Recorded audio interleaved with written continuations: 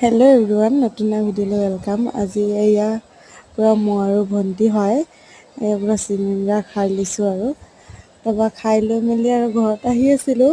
ঘৰত মানে বহুত টাইম ৰখিবলগীয়া হৈছে আব্বাৰ কাৰণে। আব্বা অহাই নাই, ৰ কৰি আছে।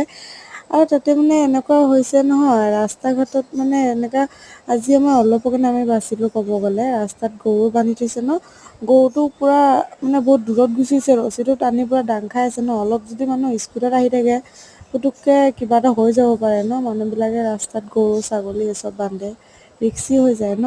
কিছুমানেতো হেৰি কৰিব পাৰিলেতো ভালেই, কিন্তু যোন চবে নোৱাৰে সেই চবতো বহুত অসুবিধা হৈ যায়।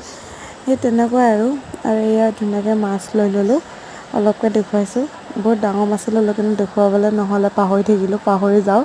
আৰু তাতে এয়া মই, আব্বা আৰু ভণ্টি গৈছোঁ ঘৰত বজাৰ পাতি লৈ। আৰু এয়া আহি ফাইনেলি ঘৰ আহি পালোঁহি।